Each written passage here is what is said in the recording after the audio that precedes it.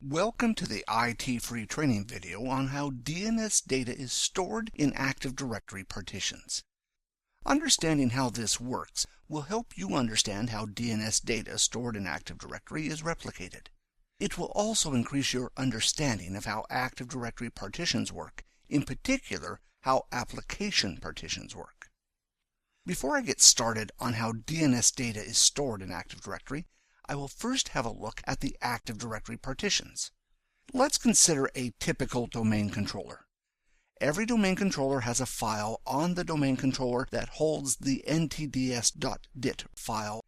This file holds the Active Directory database. As shown here, there are 5 different partitions that are created by default when Active Directory is first installed. The data is divided up like this for organizational reasons and for replication. In this particular case, I'm going to be looking at only the application partition, since this holds the data that is used for DNS. Application partitions hold information that is used by a particular application. In the case of DNS, when you create an Active Directory integrated zone, the data for this zone is stored in the appropriate application partition. You did hear me correctly, the appropriate application partition. This can be as many application partitions as needed. The other partitions type are limited to 1 per database. I will now change to my Windows 8 computer with remote server administration tools to have a closer look at how the application partitions are used with DNS. First of all, I will open ADSI Edit to have a look at what exactly is stored in the database. To do this, I will open Charms by moving to the top right corner and then select Administrative Tools. Once Administrative Tools is open, the next step is to select the icon ADSI Edit. ADSI Edit is a low-level tool for editing the data in the Active Directory database. For making day-to-day changes to the Active Directory database, I would recommend using the Administrative Tools. ADSI Edit should only be used in rare troubleshooting cases, and in this case, I am only using ADSI Edit in order to have a better understanding of how Active Directory stores data, not to make changes. Once ADSI Edit has opened, I next need to connect to the Active Directory database. To do this, I need to right-click on ADSI Edit and select Connect To. To start with, under Select a well-known naming content, I will select the pull-down option Configuration.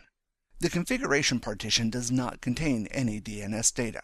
However, looking at it will give us a better understanding of how the Active Directory database is partitioned. For the configuration partition, I will expand down through Configuration until I get to Partitions. In here, you can see all the partitions that are created in Active Directory.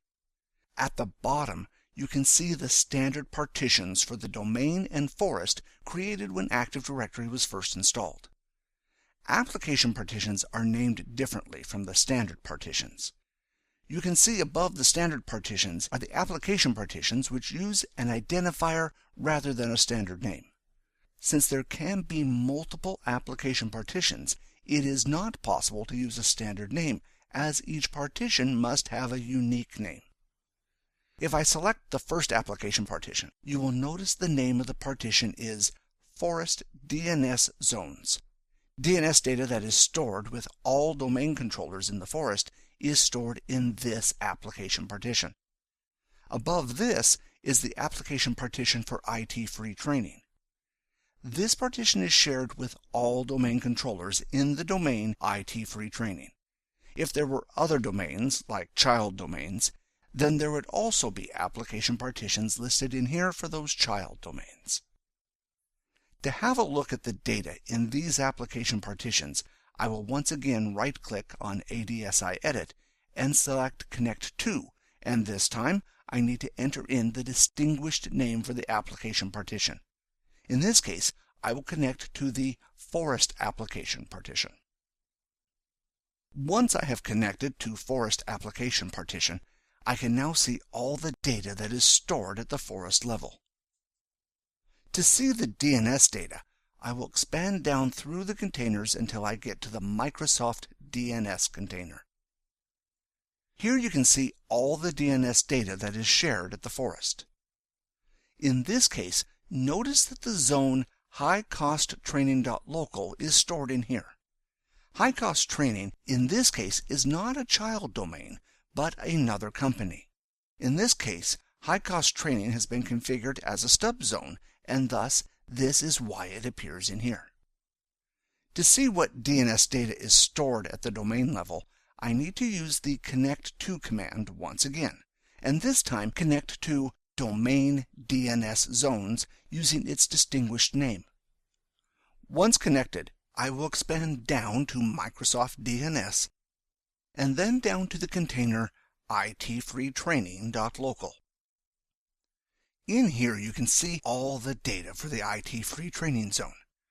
Even though you could edit the data in here, it is recommended that you use the DNS Manager tool rather than edit the DNS data directly. If we now go back to Administrative Tools and open DNS Manager, I can expand down to the ITFreeTraining zone and see the same data that I saw in ADSI Edit displayed in a friendlier format. If I now right-click the zone and open the properties, you can see that replication is currently configured to all domain controllers in the domain. If I press the Change button, I can change this to the option to all DNS servers running on domain controllers in this forest. Once I press OK and exit out of the properties, the changes to the zone data will be made. If I now go back to ADSI Edit and back to the domain application partition, notice that the ITFreeTraining.local partition is still here. However, when I press the F5 key to refresh the view, notice the partition disappears.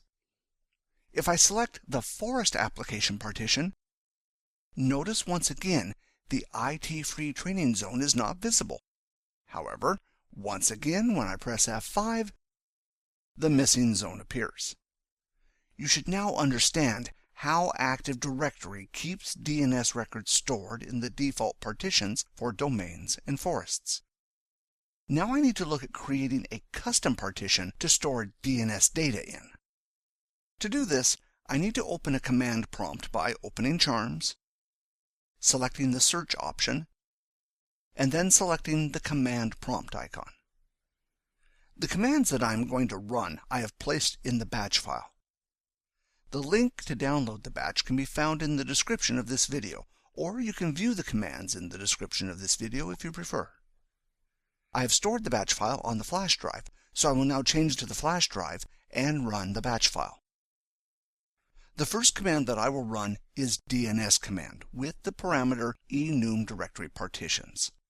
This command will show all the current application partitions that are in the forest. Notice the first one is the domain application partition.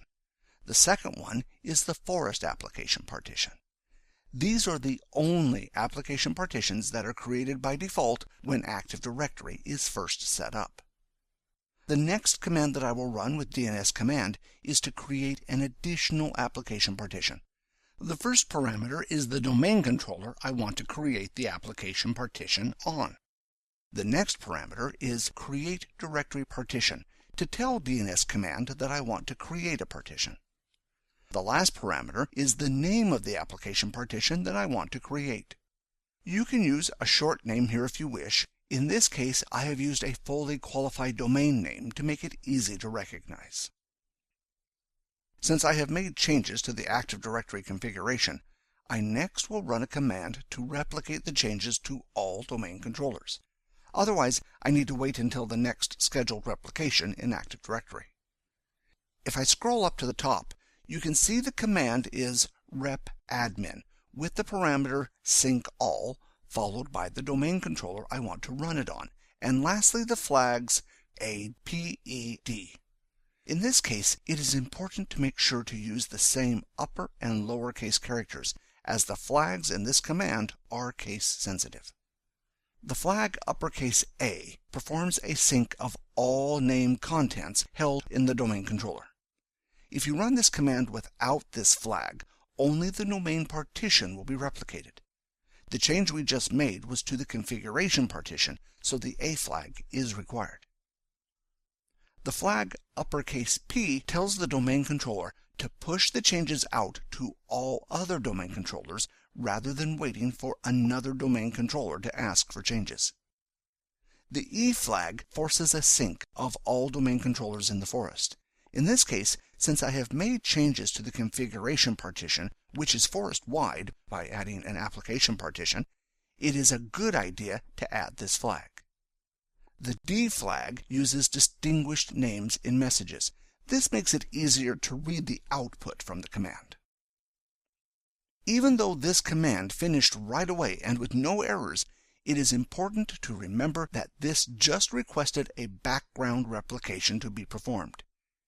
If you have a lot of data that needs to be replicated, it could take a while for the replication to finish.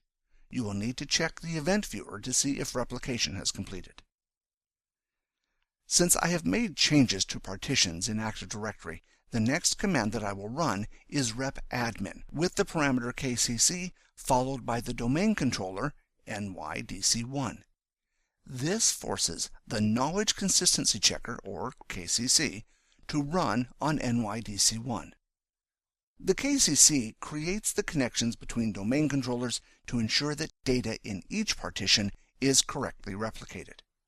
Since I have added a partition, it is a good idea to make sure these connections are made, otherwise the partition data may not get replicated. The KCC will run automatically by itself at set intervals, so just like the replication, you can wait for it to run or force it to run like I have. The next command does the same as the last command, except it causes the KCC to run on LADC1. The KCC uses the Active Directory database in order to make decisions about which connections to create. Thus, given the same Active Directory data, it should always make the same connections. For this reason, it is a good idea to always replicate the database like I have done before running the KCC. Currently, I only have the 2 sites, New York and Los Angeles, running. If I had more sites configured, I would need to run this command on one domain controller in each site. For the next command, I will run the replication command again. Since I have run the KCC and the connections may have changed, it is not a bad idea to run replication again. The next command I will run is DNS Command again on the domain controller LADC1. Application partitions can be replicated to as many or few domain controllers as required. In this case, I want the data to be replicated to NYDC1 and LADC1. Since the application partition was created on NYDC1, the data will automatically be replicated to this domain controller. However, currently the data is not replicated to any other domain controllers. The next step that I want to do is add LADC1 to the replication list for this application partition. This is referred to as enlisting, so this command will enlist LADC1 to replicate the application partition that I have just created. This is done with the next parameter, enlist directory partition, followed by the application partition. This command needs to be run for every domain controller that you want this application partition to replicate with. This can be as many or few domain controllers as you want from any domain in the forest. Now that the application partition has been created, I can run the command DNS Command followed by a domain controller. In this case, NYDC1. And lastly, the parameter enum directory partitions. This will show all the partitions in the forest. Notice the partition Custom Partition. Also notice this partition has been configured as enlisted. This means that domain controllers have to be manually added to it in order to receive changes, in contrast to the other 2, which have domain controllers added automatically. Now that the application partition has been created, I will go back to DNS Manager and open the properties for the zone ITFreeTraining.local. Notice this time that when I press the button Change for Replication, I now have the option at the bottom available to all domain controllers in the scope of this directory partition. This was not available before because there were no additional application partitions. In the pull-down list, notice I can select the custom partition that I just created. The data for the ITFreeTraining.local zone can now be stored in this partition if required. On most networks, you would not have the need to do this. However, on some networks, for additional security, an administrator may use this feature. There has been a lot covered in this video, so I will do a quick summary. An application partition holds data for any application. The application partition type is used by Microsoft DNS. This video has focused on using the application partition for DNS. However, it can also be used for non-Microsoft applications. The methods used in the video apply not only to DNS, but also if you were using an application partition with other software. Unlike the other partitions, once you create a custom application partition, you can decide which domain controllers the data stored in this application partition will be replicated to. This can be from one domain controller, that is, no replication performed, to all domain controllers, to anywhere in between. The domain controllers you choose can be any domain controllers in the forest. You are not limited to only choosing domain controllers in the same domain. By default, when Active Directory is installed, there is one application partition created for the forest and one application partition created for each domain in the forest. This is used to store Microsoft DNS data, but can also be used to store other data from other applications. That concludes this video. I hope you have found this video useful, and I look forward to seeing you in the other videos from IT Free Training. Thanks, and see you next time.